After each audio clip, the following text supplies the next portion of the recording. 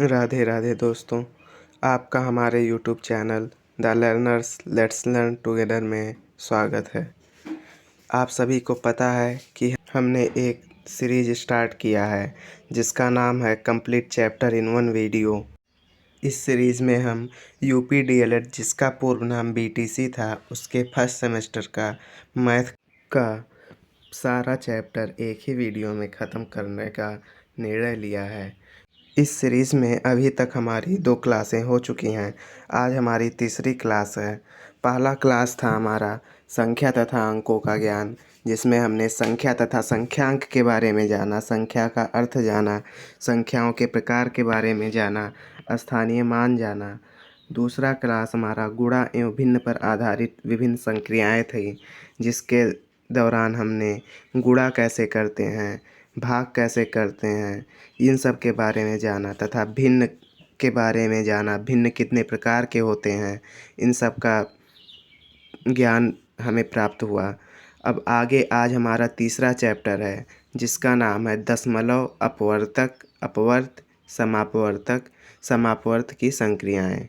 तो आज हम तीसरा चैप्टर स्टार्ट करने वाले हैं और आप लोगों से अनुरोध है कि अभी तक अगर आपने वीडियो को लाइक नहीं किया तो लाइक कर दीजिए, चैनल को सब्सक्राइब नहीं किया तो कृपया चैनल को सब्सक्राइब करके हमें थोड़ा सपोर्ट करें। अभी हमारा यूट्यूब चैनल नया है, हम धीरे धीरे ग्रो कर रहे हैं, जिसमें आप लोगों की मदद की ज़रूरत है। तो आइए हम अपना क्लास स्टार्ट करते हैं। तो सबसे पहले हमारा है दशमलव संख्या की अवधारणा। अब दशमलव संख्या होता क्या है, सबसे पहले तो हमें ये जानना ज़रूरी है। तो दशमलव संख्याएं वे संख्याएं हैं जिनमें पूर्ण संख्याएं और भिन्नात्मक भाग होते हैं, जिन्हें दशमलव बिंदु लगाकर अलग किया जाता है। जैसे अगर हम कोई संख्या दशमलव में लें 7.5, यानी कि 7 पूरा हो गया, फिर उसके बाद में 0.5 यानी कि 0.5 को हम कैसे लिखेंगे, 0.5 यानी दशमलव के नीचे 1 आ जाएगा और दशमलव के दाएं साइड जितना अंक उतना जीरो, तो 5/10 हो जाएगा। और 5/10 को जब हम सॉल्व करेंगे तो हमारा 1/2 या आ जाएगा, और 1/2 का अर्थ आधा होता है, यानी कि 7.5 बराबर 7 पूरा और 7 का आधा, यानी कि 7.5 हो गया। तो हम इसमें एक तो पूरा भाग आ गया 7 का, फिर उसका आधा भाग आया 7 का आधा भाग, जिसे हमने दशमलव लगा करके 0.5 लिख दिया। तो यही चीज़ है दशमलव क्या है। तो दशमलव में एक तो पूर्ण संख्या रहती है, फिर उसके बाद में दशमलव के दाहिने साइड में उसका कुछ भाग रहता है, जिसे हम दशमलव लगा करके अलग करते हैं। अब दूसरा पॉइंट है हमारा दशमलव संख्या में प्रयुक्त अंकों का स्थानीय मान। अब स्थानीय मान कैसे निकालते हैं दशमलव संख्या का, तो दशमलव संख्या में प्रयुक्त अंकों का स्थानीय मान उदाहरण द्वारा समझा जा सकता है। जैसे हमारा एक संख्या है 543.426, इसमें 6 जो है ये हमारा हजारवां हो गया, 2 जो है ये सौवां हो गया, और 4 जो है ये हमारा 10वां हो गया। ये हम दशमलव के दाहिने साइड के अंकों की बात कर रहे हैं। अब दशमलव के बाएं साइड में हम देखते हैं 3 हमारा इकाई है, 4 हमारा दहाई है और 5 हमारा सैकड़ा है। तो दशमलव के जस्ट बाद वाला हमारा 10वां होता है, और 10वां के बाद हमारा सौवां होगा, और सौवां के बाद हजारवां होगा। वैसे तो हम इन्हीं मैक्सिमम 2 ही अंकों का दशमलव के बाद यूज करते हैं, लेकिन कभी कभी 3 अंकों का भी करना पड़ता है। तो आप इन्हें जानिए, 10वां, सौवां, हजारवां, ये हमारे दशमलव के स्थानीय मान होते हैं। अब ये 10वां, सौवां और हजारवां होता क्या है, आइए हम इसके बारे में जानते हैं।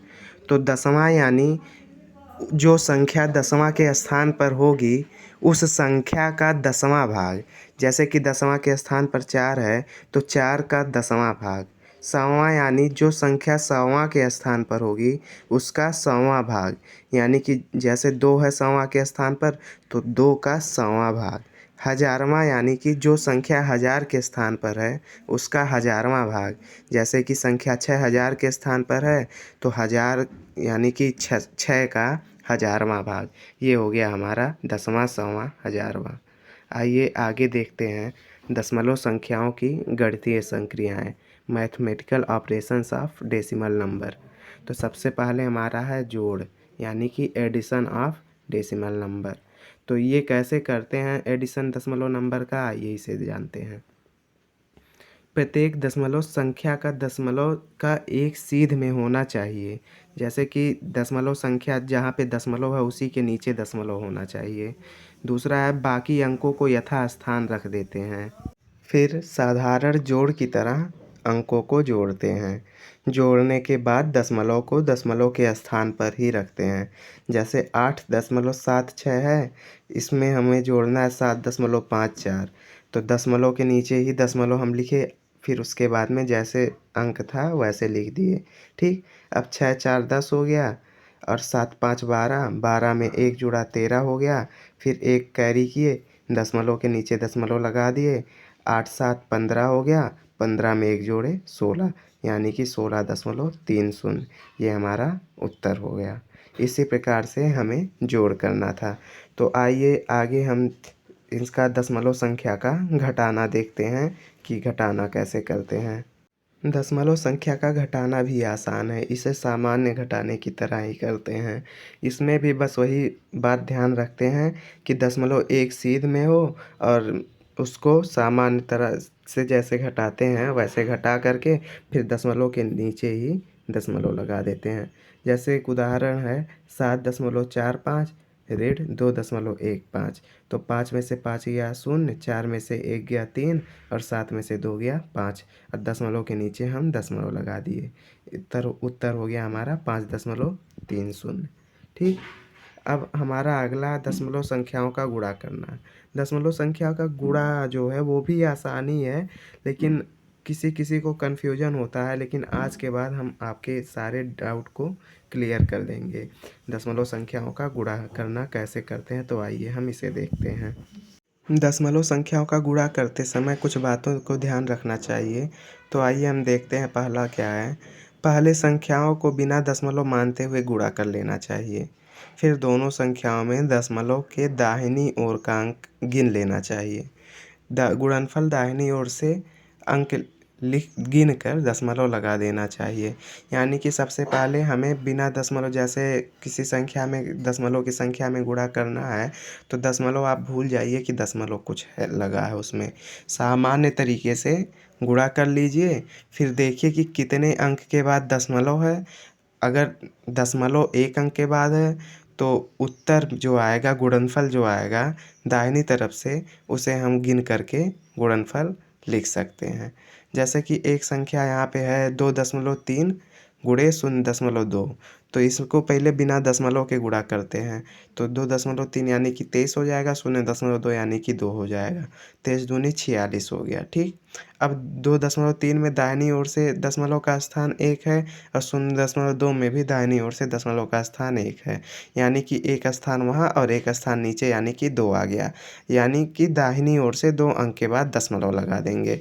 तो दाहिनी ओर से 6 और 4 के बाद दशमलव लगा दिए, तो इसका उत्तर हो जाएगा 0.46। उम्मीद करते हैं कि आपको गुणा समझ में आ गया होगा। आइए हम दशमलव संख्याओं का भाग देखते हैं कैसे करते हैं।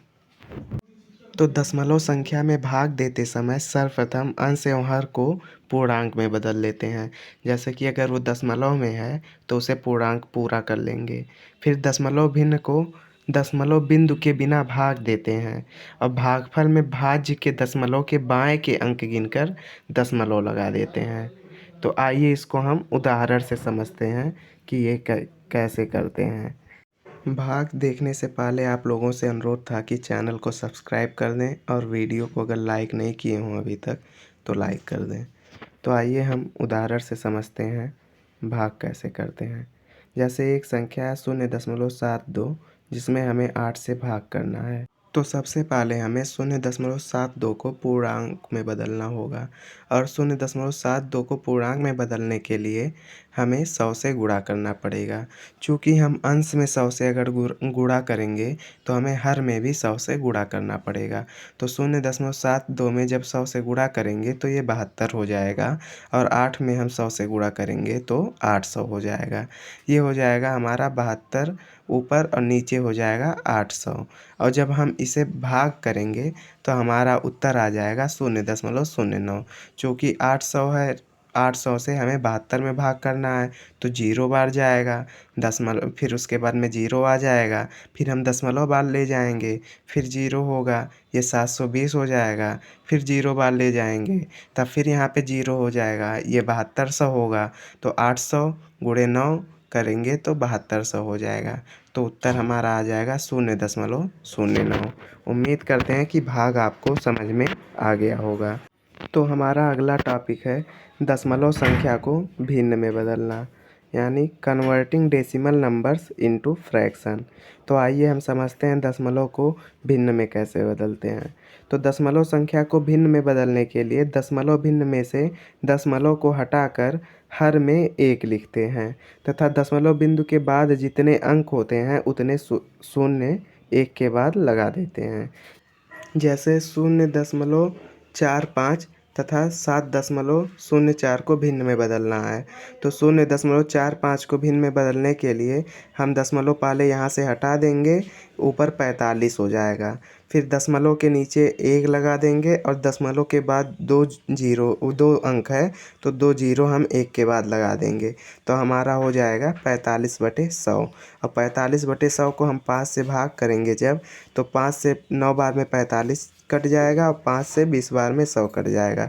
तो ये हमारा हो जाएगा 9/20।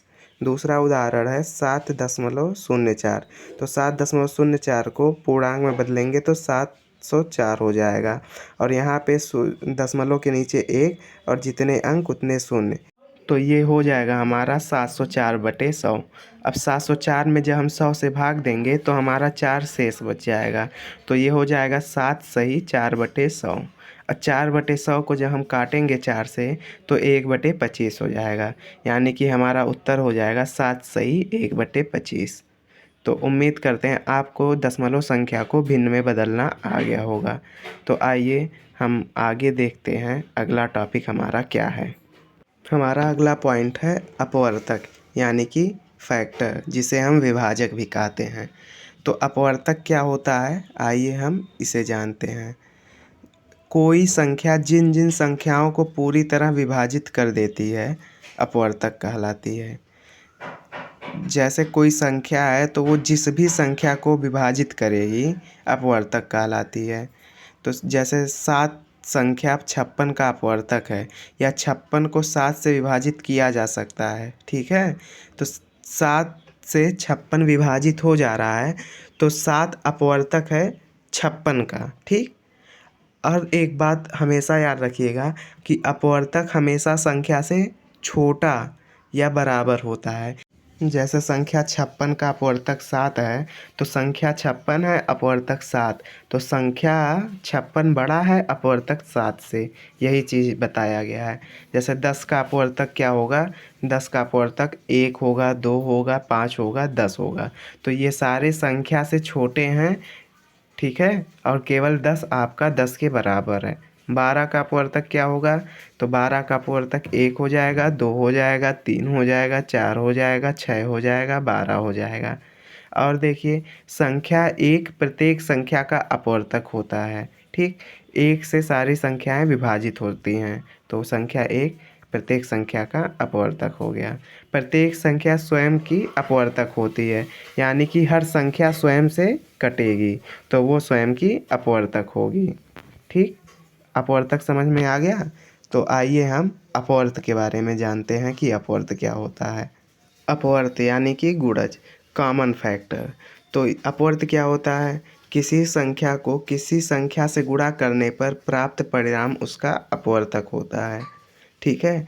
जैसे हम किसी संख्या को किसी संख्या पे गुणा करते हैं, जैसे 2 को 3 में गुणा करते हैं तो हमें कितना प्राप्त हुआ, 6। तो जो संख्या 6 है वो उस संख्या का अपवर्त कहलाएगा, 2 का और 3 का। ठीक, यही बात है कि जैसे किसी संख्या को किसी संख्या में गुणा करने पर प्राप्त परिणाम उसका अपवर्त कहलाता है। तो 2 और 3 का गुणनफल हमें क्या प्राप्त हुआ? 6 प्राप्त हुआ। तो 6 किसका अपवर्त हो गया? 2 और 3 का। ठीक, इतना क्लियर हो गया। आइए हम आगे देखते हैं। हमारा उदाहरण है 15 3 का गुणज यानी कि अपवर्त है। अतः 3 गुणे 5 बराबर 15 होता है और 3 जो है 15 का गुणज है, यानी कि 5 गुणे 3 बराबर 15। समझ गए? इतना क्लियर हो गया। चलिए आगे देखते हैं कुछ नियम। किसी संख्या के गुणज अनंत होते हैं, यानी कि अपवर्तक जो हैं वो अनंत होते हैं। जैसे कोई भी संख्या है 3, तो इसका जो हमारा गुणज होगा वो अनंत होगा। 3 भी होगा, 6 भी होगा, 9 भी होगा, 12 भी होगा, 15 भी होगा, 17 भी होगा, 18 भी होगा और 21 भी होगा। ऐसे ऐसे करते अनंत तक आप चले जाइए गुणा करते। फिर प्रत्येक संख्या स्वयं तथा एक का गुणज होता है। प्रत्येक संख्या स्वयं से और एक का गुणज होगा। इतना आपको हमेशा याद रखना होगा। अपवर्त हमेशा संख्या से बड़ा तथा बराबर होते हैं। अपवर्तक आपका संख्या से छोटा एवं बराबर होता था, अपवर्त आपका हमेशा संख्या से बड़ा एवं बराबर होगा। आइए कुछ हम अपवर्त देखते हैं। जैसे 4 का अपवर्त 4, 8, 12, 16, 20, 24, ये सब संख्या 4 से बड़ा है। ठीक, ऐसे आप करते चले जाइए अनंत तक। 6 का अपवर्त 6, 12, 18, 24, 30, 36। ठीक, 7 का अपवर्त 7, 14, 21, 28, 35, 42। तो उम्मीद करते हैं आपको अपवर्त समझ में आ गया होगा। हमारा अगला टॉपिक है समापवर्त और समापवर्तक। तो आइए हम उन्हें देखते हैं। तो चलिए हम देखते हैं समापवर्तक यानी कि मल्टीपल कॉमन फैक्टर। तो मल्टीपल कॉमन फैक्टर क्या होता है? संख्याओं के समान अपवर्तक को समापवर्तक कहते हैं। ठीक, जैसे 18 हो गया, तो 18 का हम अपवर्तक निकालेंगे तो हमारा हो जाएगा 1, 2, 3, 6, 9, 18। 48 का निकालेंगे तो 48 का हो जाएगा 1, 2, 3, 4, 6, 8, 12, 16, 24, 48। 72 का हो जाएगा 1, 2, 3, 4, 6, 8, 9, 12, 18, 24, 36, 72। अब तीनों संख्याओं में कॉमन कितने हैं? तीनों संख्याओं में 1 आपका है, तीनों संख्याओं में 2 भी है, 3 भी है, फिर उसके बाद में 6 है। ठीक, तो 1, 2, 3 और 6 जो हैं ये तीनों संख्याओं के समापवर्तक हो जाएंगे। ठीक, मल्टीपल कॉमन फैक्टर यानी कि जो हम 3 संख्याओं में कॉमन होंगे वही हमारे समापवर्तक हो जाएंगे। अब समापवर्त क्या होता है? Common multiple. आइए इसको हम देखते हैं। तो समापवर्त यानी कि संख्याओं के समान अपवर्त को समापवर्त कहते हैं। जैसे 3 का क्या हो जाएगा? 3, 6, 9, 12, 15, 18। 6 का क्या हो जाएगा? 6, 12, 18। 9 का क्या हो जाएगा? 9, 18, 27। तो तीनों संख्याओं में कॉमन क्या है? 18। पहले 3 से भी कट रहा है 18, 6 से भी कट रहा है और 9 से भी कट रहा है। तो तीनों संख्याओं का समापवर्त क्या हो जाएगा? 18। यहाँ तक क्लियर हो गया। हमारा ये चैप्टर यहीं पे ख़त्म होता है। आइए हम कुछ एक्सरसाइज सॉल्व करके अपने तैयारी को और स्ट्रांग कर लेते हैं। उससे पहले अगर अभी तक आपने वीडियो को लाइक नहीं किया तो लाइक कर दीजिए, चैनल को सब्सक्राइब करिए और यहाँ तक बने रहने के लिए आपका धन्यवाद। 1-2 मिनट का और क्लास है, उसे भी आप देख के जाइए। चलिए हम आज आपका अपना पहला प्रश्न देखते हैं। 645.789 में संख्या 8 का स्थानीय मान ज्ञात करना है। तो संख्या 8 का स्थानीय मान क्या हो जाएगा? 1/100। हम क्या कहे थे? दशमलव के जस्ट बाद वाला संख्या 10वां होता है, फिर उसके बाद 100वां होता है, फिर उसके बाद 1000वां होता है। तो यहाँ पे दशमलव के दूसरे बाद की संख्या जो है वो 8 है, तो ये 100वां हो जाएगा यानी कि 1/100वां भाग। दूसरा प्रश्न है, किसी संख्या का गुणनफल यदि स्वयं संख्या है तो वह संख्या क्या होती है? तो हमें पता है उस संख्या का गुणनफल यदि स्वयं संख्या है तो वह संख्या अपवर्तक होती है। यदि p डिवाइड बाई q है तो p डिवाइड बाई q है तो p q का अपवर्तक है। अगला प्रश्न है, 3 6 9 का समापवर्त क्या होगा? तो 3 6 9 का समापवर्त हम अभी जस्ट सॉल्व किए हैं, 18 होगा। 15 के एक गुणज लिखना है, तो 15 का एक गुणज आप 3 गुणे 5 लिख सकते हैं या 5 गुणे 3 लिख सकते हैं। 1/3 बराबर होता है, तो 1/3 बराबर 1/3 होता है। तो यहीं तक का आज का हमारा क्लास था। उम्मीद करते हैं कि आपको समझ में आ गया होगा। दशमलव, अपवर्तक, अपवर्त, समापवर्तक तथा समापवर्त, जो कि हमारा चैप्टर 3 था। अगला चैप्टर 4 है हमारा भाज्य अभाज्य संख्याएं तथा लघुत्तम एवं महत्तम समापवर्तक, जिन्हें हम कल कवर करेंगे और इसके बारे में हम समझेंगे। तो अभी तक अगर आपने चैनल को सब्सक्राइब नहीं किया है तो सब्सक्राइब कर लें। ऐसे ही वीडियोस के लिए हमारे साथ आप बने रहें। वीडियो को लाइक करें, शेयर करें अपने दोस्तों, क्लासमेट्स के साथ। और तब तक के लिए धन्यवाद। मिलते हैं हम अगले वीडियो में। राधे राधे सबको।